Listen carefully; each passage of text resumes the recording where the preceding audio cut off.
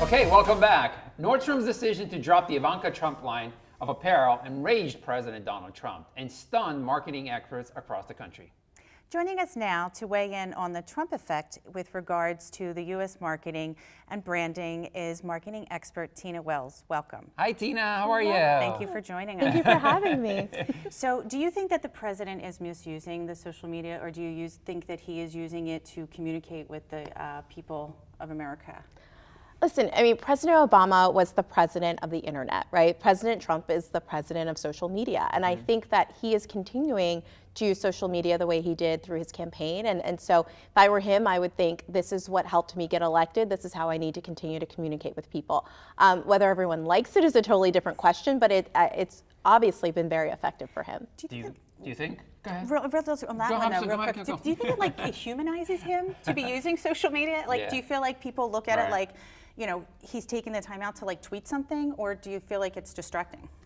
You know, I think for many people who consider themselves super intelligent when it comes to politics, they're outraged. But if you really think about his messaging in general, it's just simple. He is very simple, and he breaks sometimes in a very painful way to people who actually understand big, complicated issues.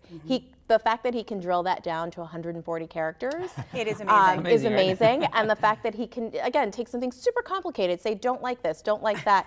You know, it is making, you know, it is impressive. Because I can't even get like my breakfast out on Twitter like, for like 140 words. But. So do you think it was wrong for the president to involve the family in his presidency? Do you think he should have kept it, you know, separated? Or absolutely, it should be separate. But I think that with, you know, we're trying to keep up with modern media, and there's so much that's changing. You know, I think the role of the family is changing. I think, again, President Obama really changed the role of the internet. He changed the role of the everyday person to become a big donor, right?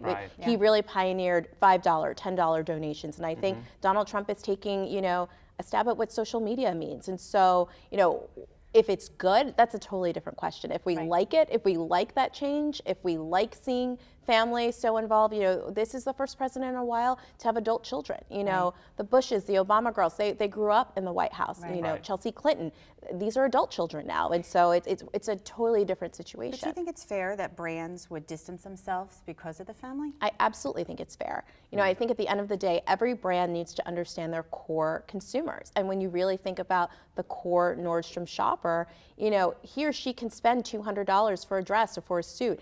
And if that woman is saying those values, you know, the Trump family values are not my values, they absolutely have the right to say, I'm not buying her stuff. You know, the same way Uber customers can say, I have an option. I can take Lyft. I can take many other rideshare options. I don't need to support this person. We're seeing, you know, consumers voting with dollars. Like consumers or brands are actually standing up for what they believe in, and the consumer is standing up for what they believe in. So is it like stepping into their own power? Like as absolutely. You know, I always say, as a marketer, consumers vote with their dollars every day. Every day we're putting money, time, energy behind brands and products that we like or dislike. And I think we're seeing citizen activism in a totally different way. You know, and we're also seeing it be very successful, right? So when you look at Uber, at what people did when they stopped using Uber, how quickly there was a response, and the response was positive to what customers wanted to see, it even more emboldens and empowers people to say, okay, you know, I can do more of this. Where I think it's going to become really interesting is a company like Walmart.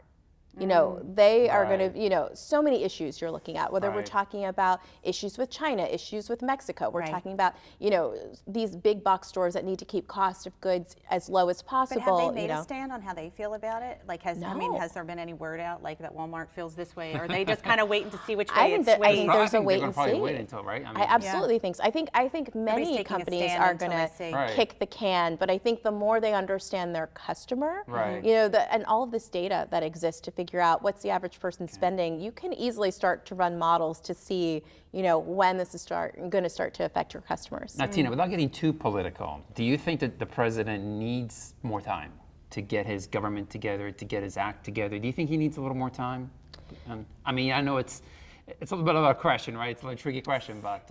Well, I talk a lot about this trend I call insanity, you know, and that insanity. You know, we expect everything to be instant. And it started from, you know, I remember, I'm dating myself now, but I remember having to take my, throwaway camera to CVS and get photos back, right? And now it's like, and then I look at my niece who's 7, it's like she sees a photo of herself instantly. Right. You don't have to wait for food, you can have it instantly. You don't even have to wait for a book anymore, right? It's like you buy the book instantly on your tablet. And so I think we as a culture expect everything to happen instantly. But I also do think when you look at the data of what past presidents have done and how quickly they've been able to do it, yes, he's behind when it comes to that. But I think he's also grappling with a culture that wants things quicker and faster than ever before. And in so many industries, that's being delivered, So do you feel like the people that voted for Trump are responsible for the current situation of what's happening within our country?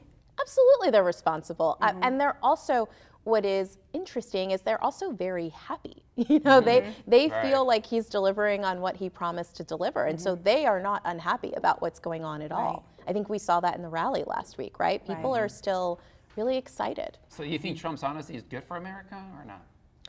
I think it's a wake-up call for America. Call, right? I think it's a wake-up call that we are moving really fast, that faster is not always better.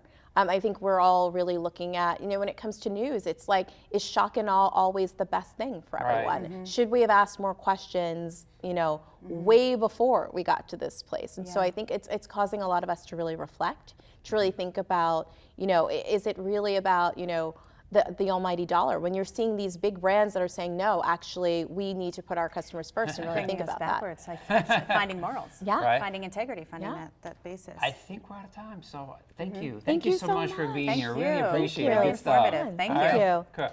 Okay, guys, don't go anywhere. My healthy lifestyle tip of the week is next. Stay tuned.